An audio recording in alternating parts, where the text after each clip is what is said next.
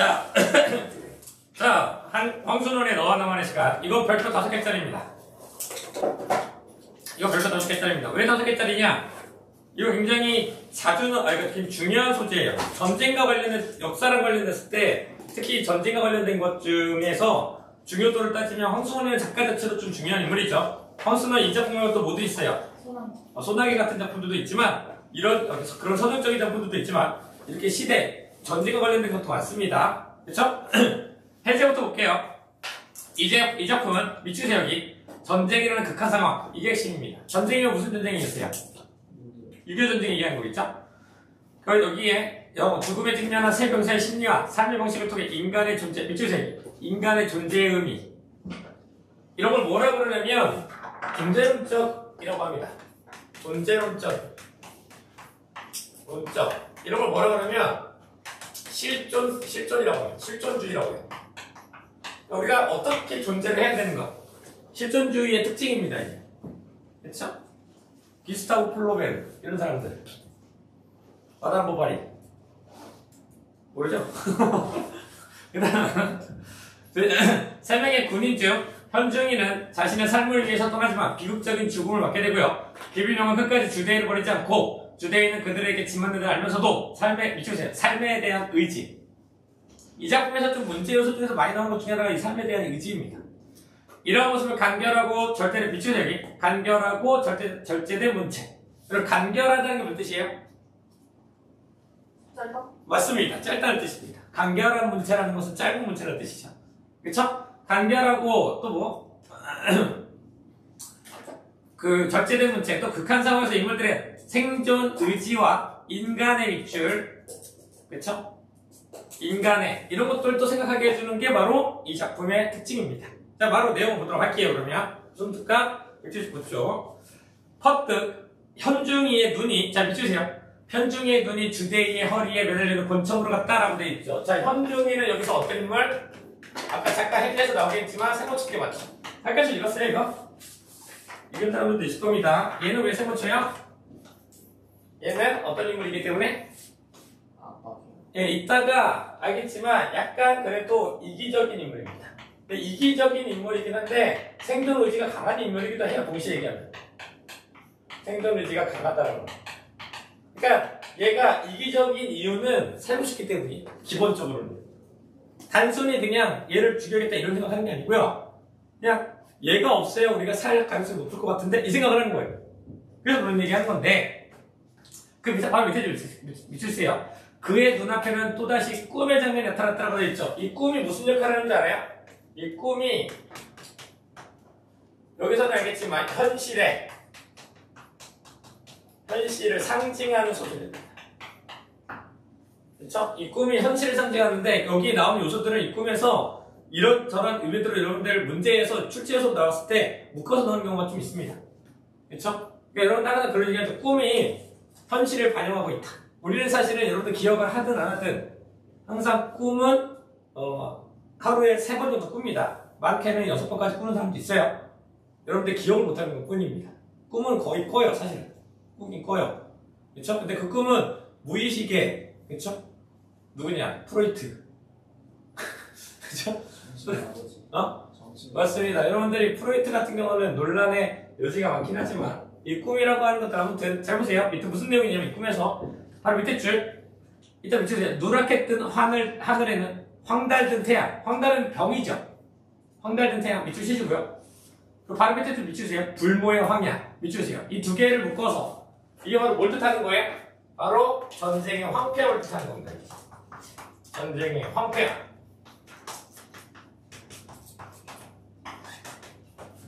이런 거 전쟁의 황폐함 얘기하는 겁니다. 그쵸? 그리고 또 어떤 거 얘기하냐면 지금 얘네들의 처지가 전쟁 중에 낙오된 상태죠. 그러니까 뭐예요? 그러니까 암담하고 비참한 현실. 암담하고 그리고 비참한 현실. 이 두 가지를 얘기하는 겁니다. 그렇죠? 전쟁, 이 시대 자체 이런 것들 여러분들 역사적인 걸 얘기하는 거고요. 역사적인 상황을 얘기하는 거고요. 여기는 뭐예요? 인물들. 이런 처지들을 얘기하는 거죠. 이 두 가지를 다 얘기할 수 있습니다. 이 상황은. 그렇죠? 그 다음 밑에 줄 미쳐주세요. 흙바닥에 개미구멍이 있습니다. 미쳐주세요. 여기 흙바닥에 개미구멍이 있어. 그 밑에 줄 미쳐줄게요. 개미떼가 연달아 기어나오고 그것을 구멍 입구에 같은 밑간에 왕개미가 대기하고 서서 자꾸만 목을 잘라내고 있는 것이다 라고 돼 있죠. 여기서 지금 이 꿈이 누구의 꿈이에요? 그렇습니다. 현중이 입장에서 꾸는 꿈이에요. 그럼 여기서 개미떼는 누굴 상징해요? 아니죠. 개미떼는 누가 있어요? 개미떼는 잘못해서 뒷부분 내용 보면 왕개미가 이 개미떼들의 목을 잘라버려요. 그럼 개미떼는 뭘 의미하는 거예요? 첫 번째 여러 가지로 해석할 수 있는데 적군은 아니에요. 바로 뭐 하는 거예요? 바로 희생되는 거죠. 희생되는 개인. 그렇죠? 그리고 뭐라고도 해석할 수 있어요? 이거로도 해석할 수 있고 또 뭐예요? 현중이와 김일병이에요. 김일병. 김일등병이죠? 여기 써있는 거. 그렇죠? 상징적으로는 이런 의미지만 꿈에서는 이런 거겠죠. 근데 이게 보면 뒤에 보면 뭐가 나와요? 왕개미는 누구 얘기예요? 그 왕개미는 뭐예요? 누구예요? 맞습니다. 이 왕개미가 바로 주대의 등. 혹은 뭐라고도 할 수 있어요? 하나 더 얘기하면 적은 아니고 여기서 그냥 전쟁 상황 이거 자체를 얘기할 수 있어요. 적군이라고 뭐 틀리지 않겠네요. 근데 여기서는 근데 잘 보시면 돼요. 얘네들이 적군에 쫓기는 상황이 아니죠. 소설에서는 어떤 상황이에요? 낙오돼서 그러니까 비참하고 뭔가 언제 죽을지 모르는 상황. 그렇기 때문에 적군이라고 하기보다는 전쟁 상황이라고 하는 게 훨씬 더 맞습니다. 그렇죠? 얘가 됐고 뭐 한다고요? 대기에서 목을 잘라냅니다. 그 다음 문단 넘어오세요. 한 줄 또 띄어서 그러다가 문득 여기부터 비추시면 됩니다. 그 다음 문단도 문득 그는 개미구멍 한 옆에 따로 뚫려져 있는 새구멍을 하나 발견했다. 이 새구멍이 뭐를 말하겠어요? 그러면 새구멍은 뭐를 말하겠어요? 자, 왕개미가 얘를 목을 잘라 죽이고 있죠. 근데 새길로 빠지면 어떻게 돼요? 살 수 있는 거잖아요. 이 새구멍이 바로 뭘 뜻하는 거냐면 살 수 있는 길을 얘기합니다. 수 있는 길 있는 다른 길입니다. 그렇죠? 그리고 뭐 하는 거예요? 바로 해석하려면 이런 거죠. 혼자서 살아가는 거죠. 혼자서 살려는 것. 의지라고 보시면 돼요. 그래서 이걸 통해서 우리는 뭐라고 할 수 있어요? 이거는 냉정하죠. 이기적이고 냉정함이라고 우리는 해석을 할 수는 있긴 하죠. 그렇죠? 그러니까 뭐 한다? 혼자 살 거야. 그걸 꿈에서 본 거예요. 왜? 그러고 싶은 거야.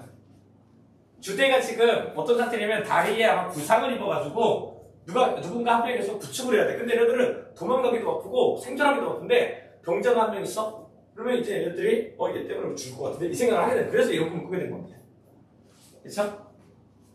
그 다음 주도 밑줄칠게요. 그 다음 문장도 이것만은 꿈의 소열 속에서 전혀 없었던 지금 그 자신이 의식적으로 뚫어놓은 구멍이었다. 그래서 이 의식적으로 뚫어놨다는 게 바로 혼자 살려는 의지를 얘기하는 거예요. 내가 뚫어놨다는 거예요.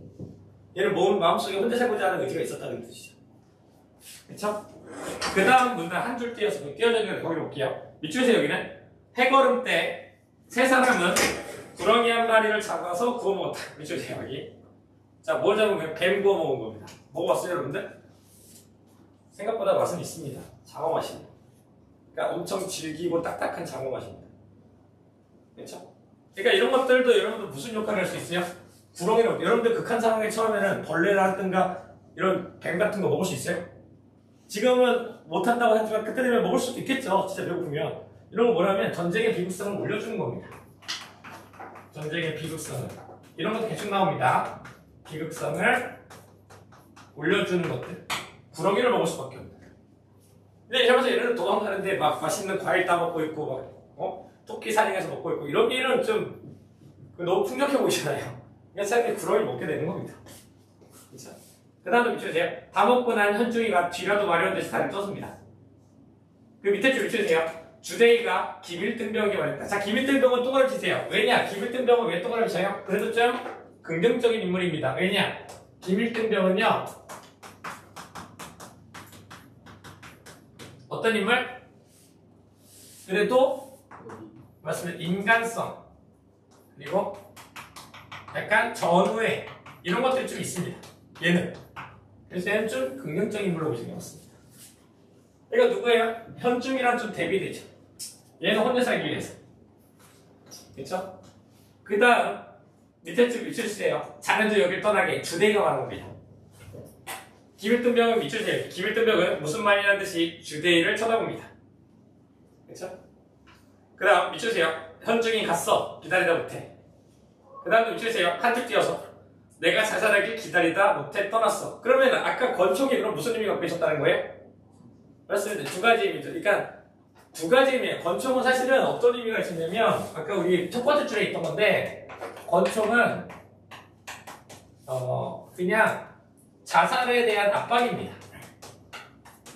압박이기도 하고요. 하나 더 얘기하면 뭐라고 될 수 있어요? 주대위의 뭐예요? 생존이죠. 생존 수단이기도 하죠. 혹시 얘들이 날 죽이려고 그래? 그럼 뭐 해야 되는 거예요? 방어해야 되니까. 이런 의미도 있습니다. 사실 권총 같은 경우. 그렇죠? 그래서 계속 무용증의 이 앞부분에 안 나왔는데 계속 자살하는 것을 압박해요. 실제로. 그렇죠? 그 다음 두 줄 띄어서 붙이세요. 자네도 어서 여길 떠나게. 근데 얘가 왜 김일등병은 왜 떠나라고 하는 거예요? 떠나라고 하는 이유는 뭐예요? 맞습니다. 이거 김일등병에 대한 책임감입니다. 이에 대한 책임감입니다. 그래서 부활하고 책임감이 있습니다. 그렇죠? 그 다음 밑에 좀 밑주세요. 김일등병은 잠시 주춤거리다가 서산에 빗긴 붉은 노을을 한번 쳐다보고는 말없이 주대에게 등을 돌렸다라고 되어 있죠. 뭐예요? 포기해요 안 해요? 네, 포기 안 합니다. 그렇죠? 그래서 아까 얘기했던 건 인간성의 모습. 인간성이라고 할게요. 인간성. 그리고 의리.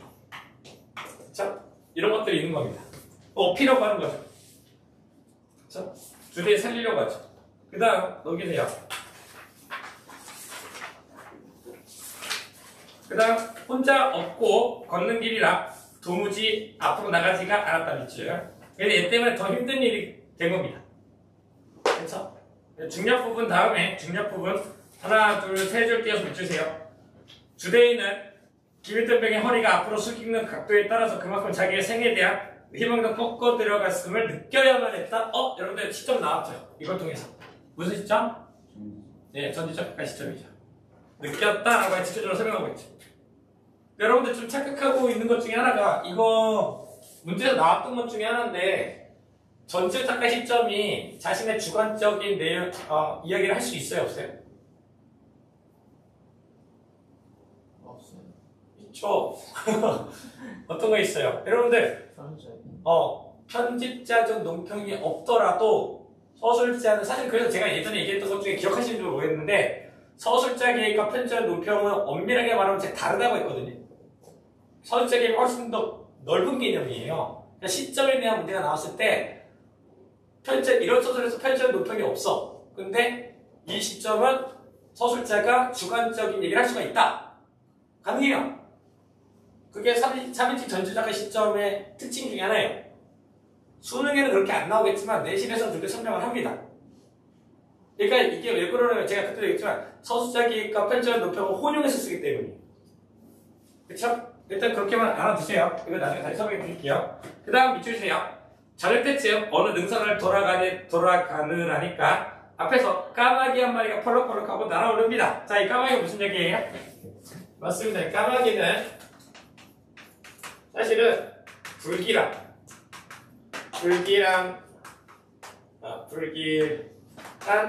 분위기를 조성합니다. 분위기 암시하고요. 그쵸? 혹은 죽음의 상징이라고도 합니다.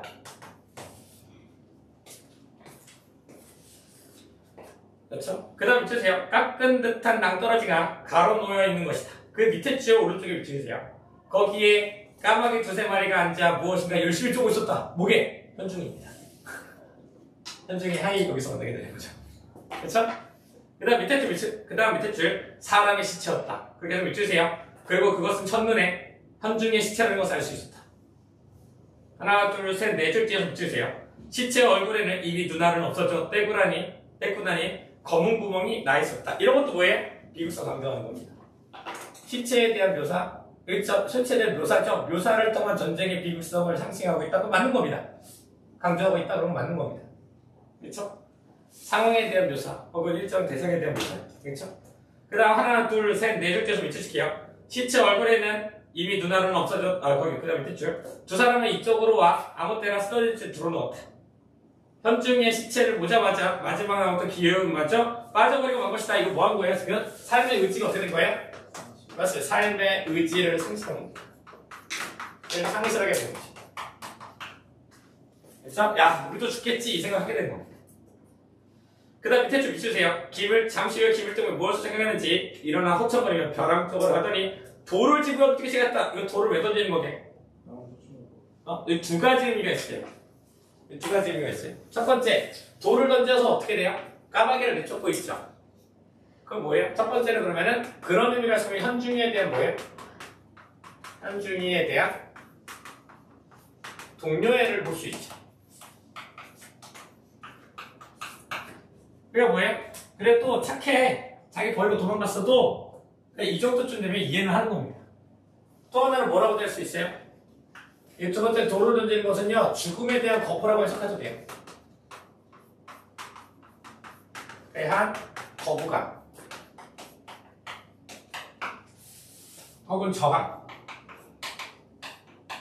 희망은 꺾였어도 살고 싶은 거예요. 그러니까 여기서 중요한 게 있습니다. 얘네가 고꾸라졌죠. 그렇죠? 삶의 의지가 좀 꺾이긴 했죠. 근데 여기서 이 인물들이 죽고 싶다는 생각을 해요? 그렇지는 않은 거예요. 아직은 죽고 싶지 않다는 생각을 계속 갖고 있는 거예요. 얘네들은. 그게 중요한 거죠. 아까 제가 이거 삶의 의지를 상실했다고 쓰긴 했지만, 그러니까 삶의 의지가 꺾였다고 죽어야겠다는 아니라는 뜻이에요. 살고는 싶은 거다. 그렇죠? 그 다음 하나, 둘, 셋, 네 줄 띄어서 붙여주세요. 김일등병은 전에 치열한 싸움터에서는 오히려 잊게 마련이었던 죽음이란 것을 온몸에 가깝게 느낍니다. 내일쯤은 까마귀가 자기네 눈알도 퍼먹으리라. 그렇죠? 이거는 누구의 생각이에요? 김일등병의 생각이겠죠. 그렇죠? 오른쪽으로 보세요. 이제 이게 무슨 뜻이냐면 이제 죽을지도 모르겠다. 살고 싶은데 난 죽을 수밖에 없겠다. 이 생각이에요. 그 다음 밑주세요. 저도 모르게 홍건이 잠수에 끌려 들어갔던 이 김일등은 주대의가 무어라 부르는 소리에 눈을 뜹니다. 밑에 줄 밑주세요. 저 소리 좀 듣게. 한 줄 띄어서 포소리세. 두 줄 띄어서 어느 편 포입니까? 그 다음 아군의 포야. 밑주세요. 아군의 포라고 얘기하는 거 무슨 뜻이에요? 이거는 희망적 이미지가 돼요. 여기서 말하는 아군의 포는 이 인물들에게는 희망을 주는 겁니다. 아군의 포는 희망적 이미지입니다. 자, 포성 때문에 얘네가 희망을 느낄 수 있죠. 왜냐? 아군이 들어가면 살 수 있으니까. 150mm입니다. 두 줄 띄어서 밑주세요. 그렇지만 너무 멀어. 40년은 되겠어. 그럼 밑주세요. 그렇다면 아무리 아군의 포라는 소용이 없었다. 다시 밑주세요. 김일등병은 도로 자리에 누워버렸다. 너무 멀다 보니까 뭐야? 희망이었다가 잠깐 다시 체념으로 갑니다. 희망적이었다가 체념으로 가죠. 이거 함중 문제 중에 뭐가 있냐면 장면을 전환해서 그 인물의 감정 변화를 드러내고 있다. 그럼 맞아요? 틀려요? 장면 변화는 있어요? 없어요? 없습니다. 장면 변화는. 장면 변화를 뭐야? 시간이나 공간이 달라진다고 했죠, 제가? 조건이. 그렇죠? 두 줄 띄어서 밑주세요. 그렇지만 너무 멀어. 40년은 되겠어. 이거 했죠? 그 다음 밑에 줄. 주대인은 지금 자기는 죽어가고 있다고 느낍니다. 이상설의 맑은 정신으로 그게 느껴집니다. 그래서 밑주세요. 그러다가 그는 드디어 지금의 피해오던 어떤 상념과 정면을 부딪힙니다. 밑주세요. 여기 계속 그것은 권총을 사용한다는 생각도 이었다. 왜요? 권총이? 아까 얘기했던 어떤 상념과 부딪혔다? 그 상념이 보다 권총 사용한다. 무슨 뜻이에요?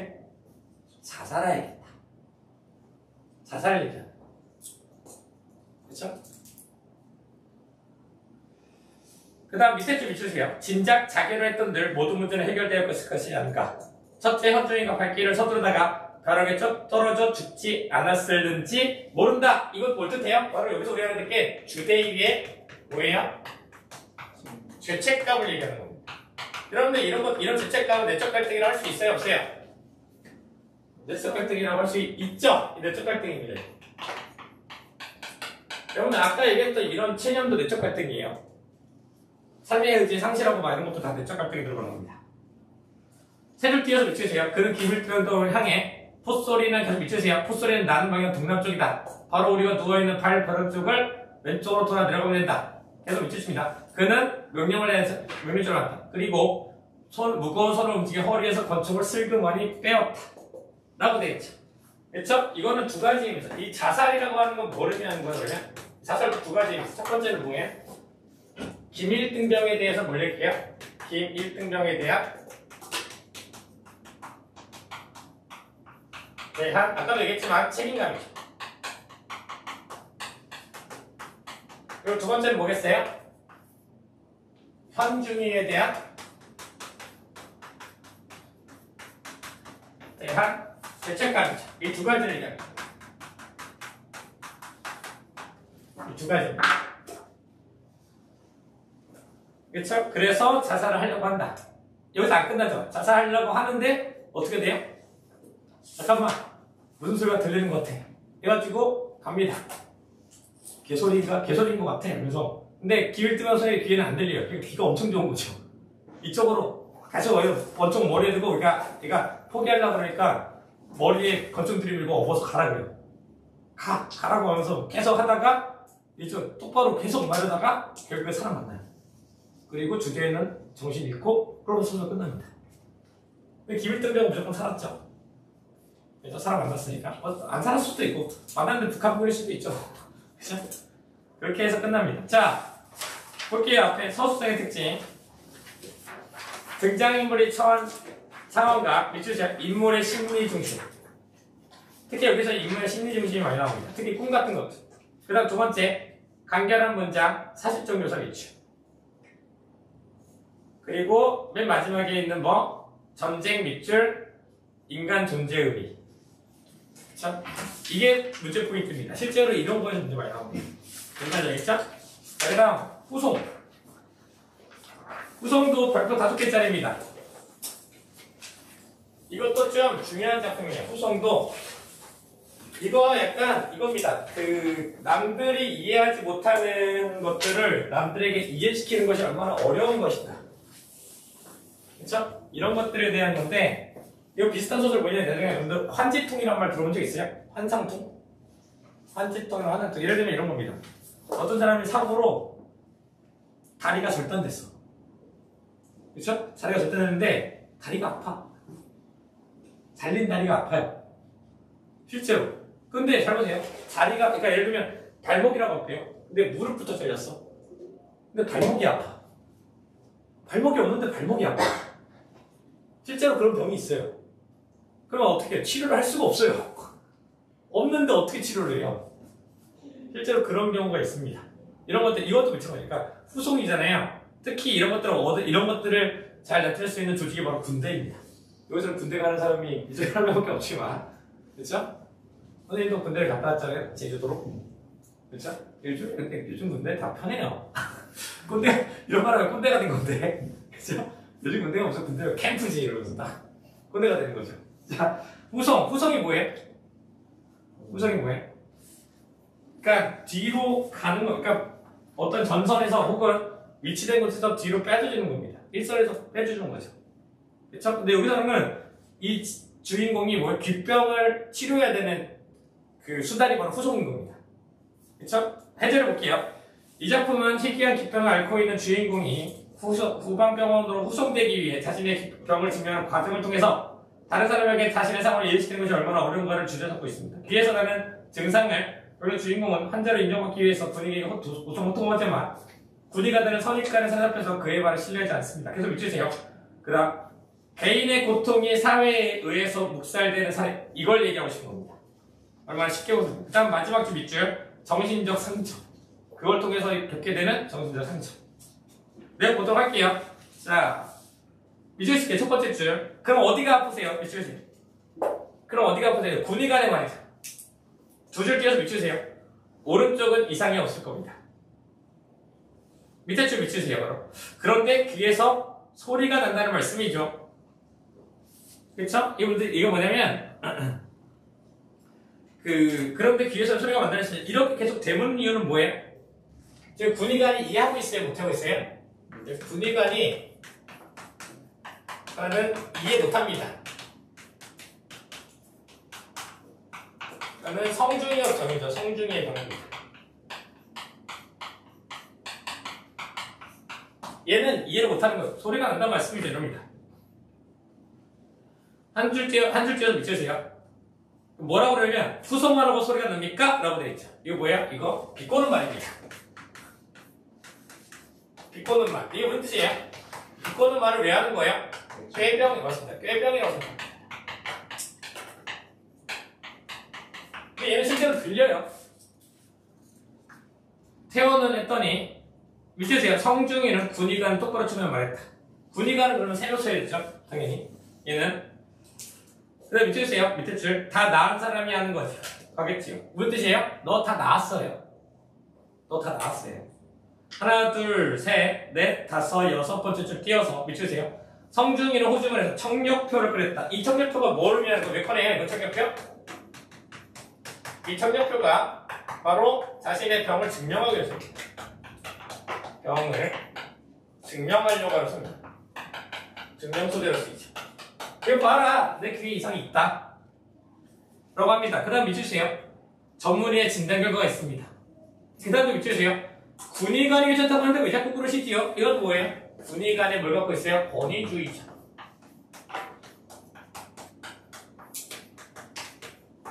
그렇죠? 권위주의적인 거. 근데 내가 괜찮다는데 걔가 무슨 상관이야? 이걸 얘기하는 겁니다. 지금. 한 줄째에서 밑주세요. 그러나 아픈 것은 군의관이 아니니까요. 무슨 뜻이에요? 내가 아프니까 내가 아프지 네가 아프냐 이겁니다.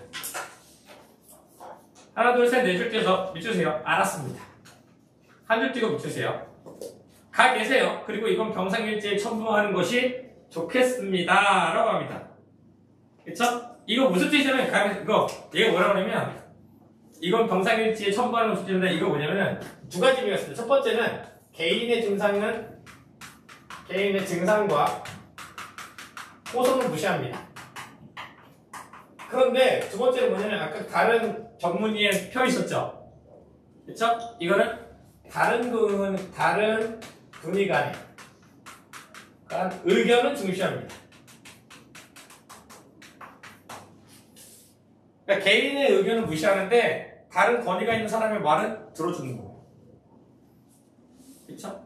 이거 뭐냐면 군대의 형식적인 굉장히 권위적인 일처리입니다. 그쵸? 이런 거 좀 많이 보죠, 근데. 근데 실제로 선생님이 군대에 있을 때 선보고 후조치. 선보고 후조치. 맞아요. 그러니까 그런 것도 있었는데 문제는 뭐냐면 이 사람이 아프대. 근데 군대에서 뭐가 아프냐고 깨병 부리지 말라고 맨날 그랬어요. 근데 나중에 실제로 휴가 때 병원 가니까 뭐예요? 신부전증. 신장이 너무 망가져서 평생 투숙하면서 살아야 돼. 그쵸? 그 병원에서 너무 오래 걸렸다. 있죠? 실제로 군대에서. 선생님 제주도였잖아요. 제주도여서 그때 당시에는 더 없었어요. 그런 것도. 무섭죠? 군대에서 아프면 땡깡부리 어떻게든 병원 가세요. 왜? 빨리 갔다 오세요. 수업하고 있을 테니까. 그쵸? 그 다음 얘가 뭐라 그러냐면 오른쪽에 넘어오세요. 오른쪽에 보면 두 번째 줄 밑주세요. 성중이가 제17 후적병으로 후송되어 떠난 것은 그 뒤로부터 나흘 뒤 오후 뒤였다. 결국에는 뭐예요? 다른 사람의 의견이 있어. 원래 안 보내려고 했는데 의견이 있으니까 보내주죠. 등력 불거리 보세요. 성중 밑주세요. 첫 번째 줄. 성중이는 17일 후송병원으로 후송되어 입원을 하려 하지만 쉽지 않다 밑줄. 그 다음 마지막 줄 밑주세요. 성중이는 더 나은 특별치료를 위해 수도 육군 병원으로 후송되기를 원합니다. 그 다음 밑주세요. 그리로 후송을 했으면 좋겠습니다.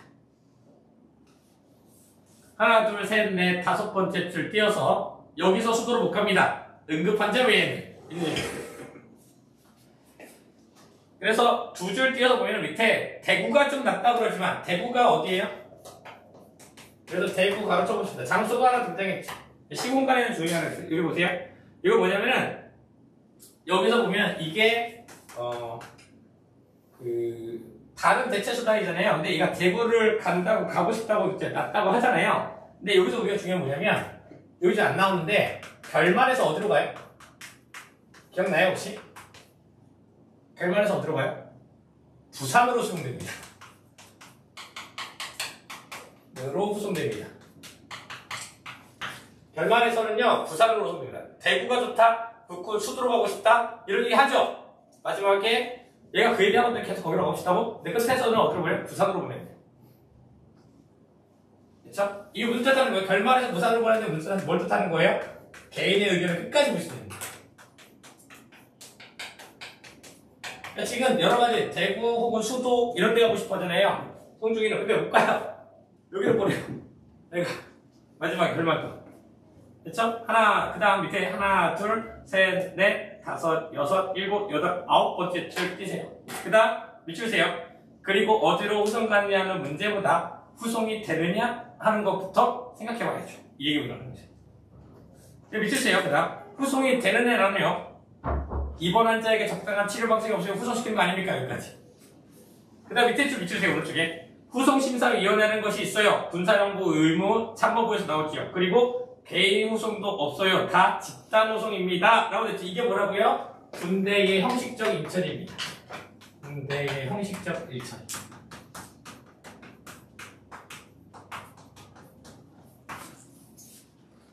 그쵸? 이거 뭐냐면은 이 군대의 형식적 일처리하고 뭐하냐면 군대는 어떻다는 거예요? 군대의 비인간성을 비판하는 거예요. 사실은. 군대는 비인간적이다. 원래 교육적 평면 집단이잖아요. 군대라고 하는 것은.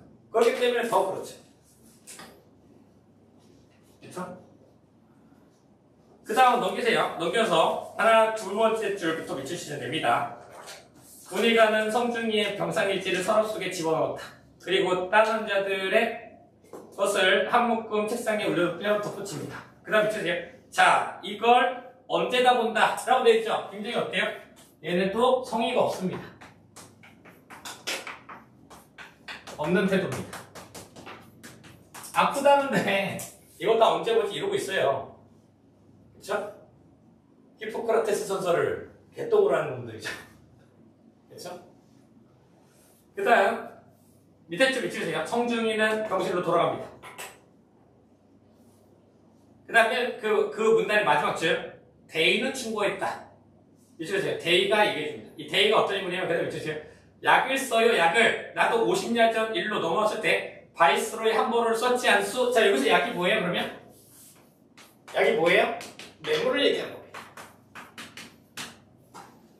이 뇌물을 얘기하는 거예요. 약은 뇌물이에요. 바이스로이가 담배입니다. 그쵸? 그러니까 이것도 뭘 할 수 있냐면 이걸 통해서 뭘 할 수 있냐? 군대의 부조리가 아니구나. 군대의 부조리를 할 수 있지.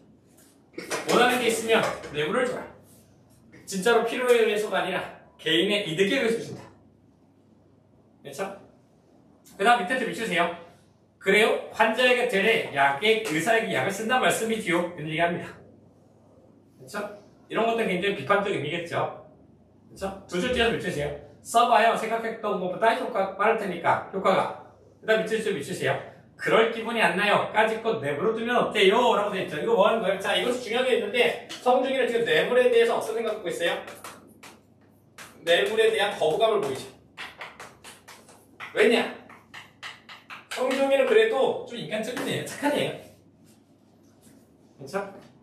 한 줄 띄어서 밑주세요. 대인은 50에서 성중이와 같이 온 장대인은 곧잘 서울에 나갑니다. 밤에 나가서 며칠씩 묵고 오곤 했다. 이렇게 돼 있죠. 이게 왜 그럴 수 있는 거예요? 이게 뇌물의 효과입니다. 이게 뇌물의 효과예요. 뇌물 때문에 이렇게 할 수 있는 거예요. 그쵸? 하나, 둘, 셋, 네 줄 띄어서 밑주세요. 대화가 번거로워지고 말마저 귀찮아도 생각조차 하기 싫어질 때 돌부처가 되지 않은 방법은 음악에 있었다. 음악은 강요함이 없이 이 언어 이상의 것을 말해줬다. 여기까지 보겠죠. 자, 이게 뭘 뜻하냐? 이 음악이 바로 군대 문화와 대조되는 소재입니다. 이거는 군대의 강요와 대조되는 겁니다. 여기서 이 음악에 빠진 이유는 뭐냐? 군대의 강요와 형식의 반대됩니다. 대조되는 겁니다. 바로 뭐다? 음악입니다. 그래서 얘가 음악을 좋아한다 그래. 그쵸? 그러면은 이거 보자. 이게 무슨 뜻이냐면 진정한 소통이 없는 주제 공간입니다. 공간인 군대에 대한 비판이죠. 소통이 없는 거. 그쵸? 그리고 또 하나 뭐가 있냐면 여기서 또 하나 여러분들 봐야 되는 게 언어에 대한 부정적인 인식이 있습니다. 언어에 대한 부정적인 인식이 있죠. 왜 그러냐? 어떤 인식 갖고 있어요?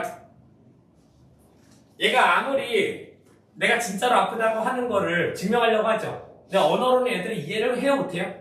언어로는 이해를 못합니다. 그쵸? 그래서 뭐다? 언어로 진심을 전하지 못합니다. 그래서 뭐다?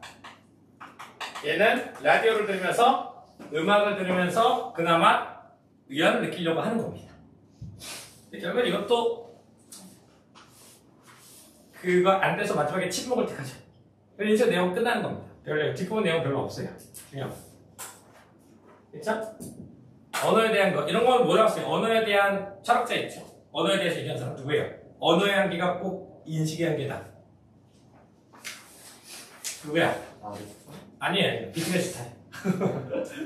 비트겐슈타인이죠. 자 마지막 도요생. 이거 하면 드디어 끝납니다.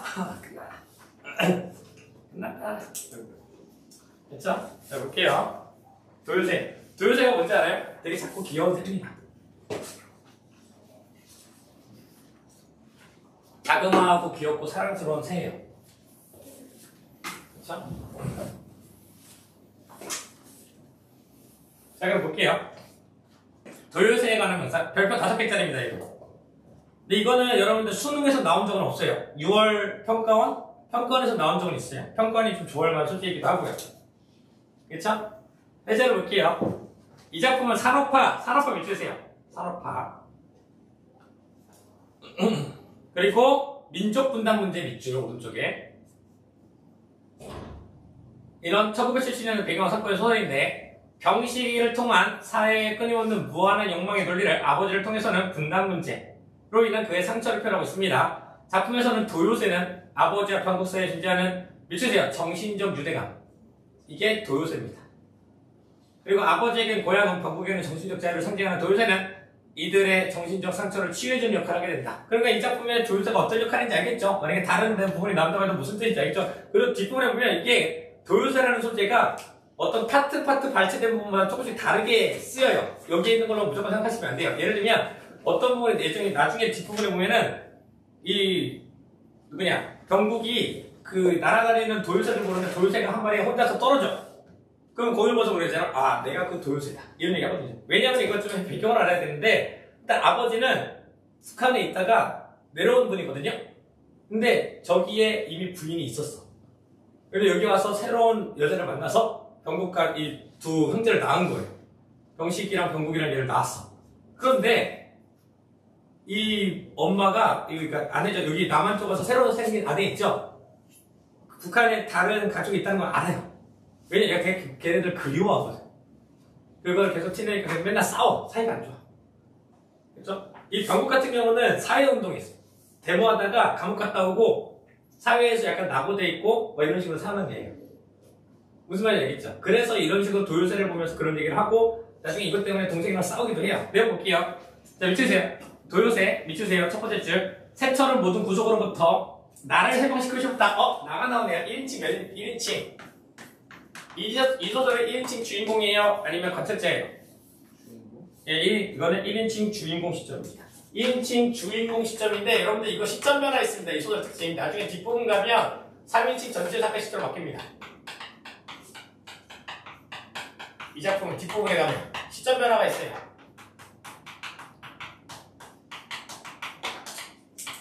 뒷부분에 가면 3인칭 전체 사건 시점 바뀝니다. 그쵸? 그 다음 하나 둘 셋 네 줄 띄어서 밑줄 세요.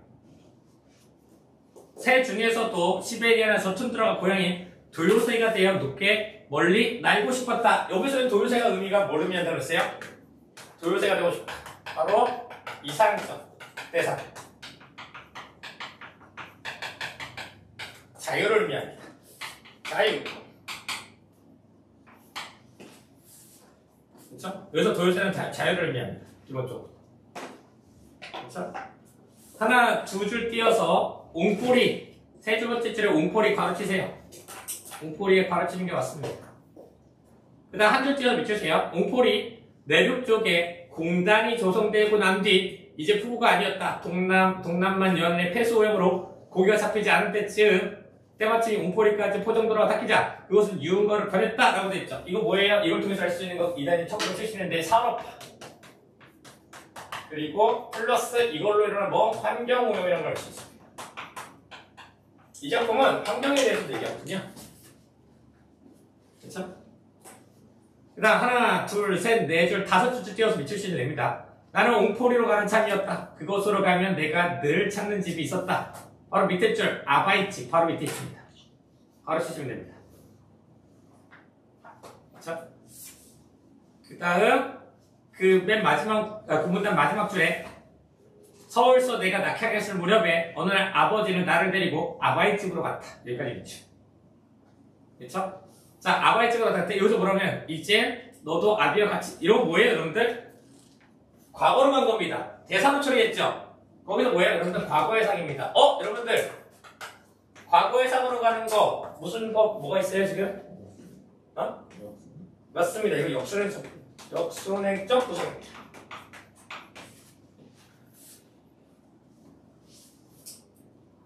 그래서 그 대사 다 끝내고 목록 그 부분 더 오른쪽에 보세요. 대사 끝나고 오른쪽에 그날 나는 아버지의 많은 이야기를 나누었다. 한 줄 뒤로 읽으세요. 그 다음 줄이구나. 뒤로 넘겨야겠죠? 뒤로 넘기면 이줄세요. 여기 내가 유엔군 포로가 되자 나는 곧 전향했다. 전향했다는 게 뭐예요? 북한이 현재 이쪽으로 넘어온 거죠. 바로 이게 우리가 또 떠올릴 수 있는 거 뭐예요? 6.25 전쟁을 떠올리죠. 아버지는 6.25 전쟁 때문에 북한에서 넘어온 사람이라는 걸 알 수 있죠. 이걸 통해서 내가 유엔군 포로가 되자 나는 곧 전향했어. 이 얘기하는 겁니다. 그래서 두 줄 띄어서 유추시켜요. 오른쪽에 그때가 2.14 후퇴 끝난 뒤였으니 그로부터 다시 고향 땅을 못 받고 가잖아요. 이 고향은 어디겠어요? 당연히 고향은 여러분들 북한을 얘기하는 거예요. 이북 북한 땅입니다. 못 받고 말하지 않는가? 고향 땅이 수복되면 계속 미치세요. 고향 땅이 수복되면 가족들과 이남으로 내려오려 꿈을 꿨던 게 모두 숲으로 숲으로 돌아갔어. 이걸 통해서 뭘 할 수 있어요? 숲으로 돌아갔어? 바로 아버지가 바로 무슨 의미라는 뜻이에요? 여기서 아버지는 실향민. 아까 우리가 얘기했었죠? 여러분들 민족적 문제 상처를 받고 있다는 게 바로 뭐예요? 이겁니다. 고향을 잃은 상처. 고향을 잃은 상처를 얘기합니다. 그렇죠? 두 줄 띄어서 읽혀주세요. 아버지는 주머니에서 수첩을 꺼냈다. 그 다음 대사를 바로 넘어오세요. 넌 이해할 거야. 이 사진 보더라도 나로 미워하지 않을 줄. 그러니까 말을 더듬습니다. 아버지가. 밑에 줄 바로 밑주세요. 모서리는 오른쪽에 모서리는 이미 닳았고 거북등같이 가로 세로로 주름맞아진 색바른 사진에 처녀 얼굴이 박혀있었다. 이거 뭐예요? 북한에 있는 가족이겠죠. 한 줄 띄어서 밑주세요. 통천에 계신다던 옛 약혼자의 시기죠. 이거가 뭐예요? 바로 분단의 민족적 상처를 얘기합니다. 민족적 그리고 개인적 상처를 둘 다 얘기합니다.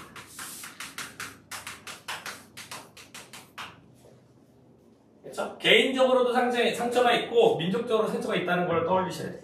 이거 보면서 그렇구나 이렇게 하면서 중약불문 중으로 밑주세요. 병국의 아버지를 철새가 도래할 때면 새를 보며 이북의 기억을 떠올리고 그 시간만을 살아있다고 느낀다 라고 되어 있죠. 그러니까 아까 얘기했죠. 이 새가 바로 뭐예요? 아버지에게는 이 새가 도요새가 아버지의 뭐예요? 위안이죠. 그렇죠? 아버지에게 위안을 받는 존재가 새입니다. 두 줄 띄어서 밑줄 마지막. 경국은 새가 집단으로 죽은 사건을 조사했었고 병식이 그 사건에 연루되어 있는 것 같다고 말한다. 왜냐? 병식이가 약을 쳐가지고 새들을 죽여. 그래서 그 새를 데려와서 박제하는 일에 박제사한테 파는 일을 하고 있습니다. 그 알바를 하고 있어요. 그래서 그런 겁니다. 그 다음 밑줄세요. 너 그날 석교촌 방죽에서 말이야 새를 독설하고 오던 길이었지? 그래서 밑줄세요. 그래서 그게 뭐 어쨌다는 거야? 라고 되어있죠. 병식. 자, 병식은 세 번 치세요. 이 병식이라는 인물은 어떤 인물이냐면 사회 문제에 관심 없습니다. 문제에 관심이 없습니다. 그렇죠? 그리고 환경을 파괴하는 인물이죠. 둘이서 죽이거든요. 그렇죠? 아주 당당하게 얘기합니다. 얘는 두 줄 띄어서 밑줄세요. 뻔뻔 쓰는 자식 언제부터 그 짓을 했냐? 그건 그렇고 왜 새를 죽여 죽인 채로 뭐래 했더니 병국이 목성이 너무 좋다. 이런 보시면 알겠지만 병식, 병국. 아까 병국은 뭐였어요? 나였죠? 이제 지금 병국으로 나왔죠? 시점 변화된 겁니다.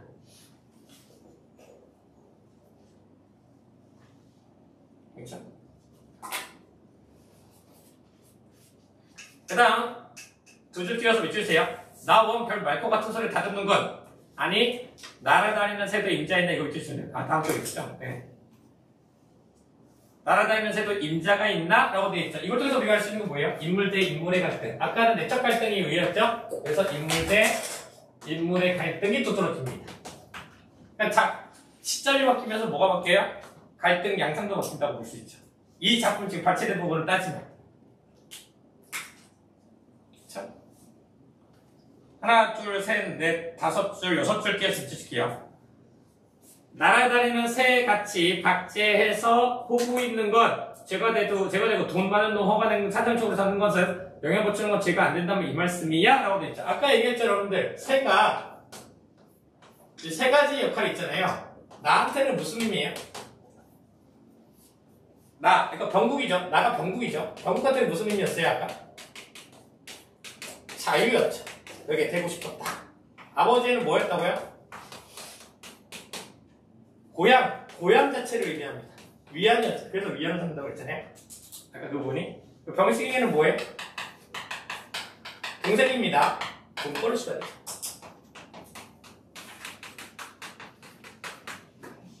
이 세라는 이 소재 자체가 이 세 명한테는 각자 다른 의미로 쓰입니다. 이걸로 근데 여러분들 다 곱하기시면 안 되고 혹시 다른 부분이 나오게 되면 그때마다 조금씩 이 틀에서 조금씩 다르게 해석하셔야 돼요. 한 줄 띄어서 익히실게요. 이 지구상의 희귀조가 계속 멸종되는 건 너도 알지? 그쵸? 인간이 새로운 새를 창조해낼 수는 없어! 라고 했죠. 이거를 뭐라고 그래요? 여러분들 이런 것들은 생태학적 사고라고 합니다.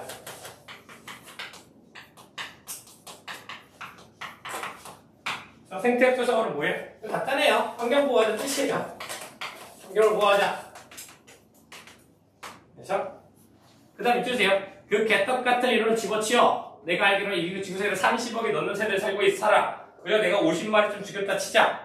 그래도 그게 형은 그렇게 안타까워? 하니까 한 줄 띄고 밑줄세요.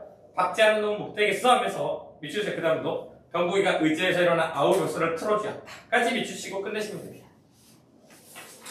나중에 어떻게 돼요? 죽방 날립니다. 형이. 형이 죽방 날리고 얘가 형이 날 쳤어? 이러더니 동생이 일어나가지고 형을 집어 던집니다. 그리고 의자로 집어 찍으려다가 갑자기 의자 내려뜨면서 그냥 가버리죠. 그 마지막에 이제 병국이 그럽니다. 병식아 뭐 밥 먹고 어디 갔다가 돌아와야 돼. 그리고 넘어가요.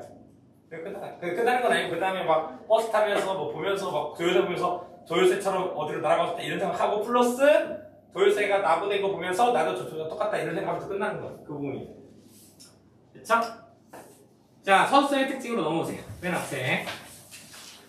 첫 번째 줄, 시점의 이동 중요합니다. 만약에 내신에서는 이거를 많이 다루겠죠. 두 번째, 역술할적 구성 밑줄. 그리고 세 번째, 가치관이 대립되는 인물. 이거 왜 외적 갈등? 이걸 뜻하는 거죠. 마지막, 상징적 소재.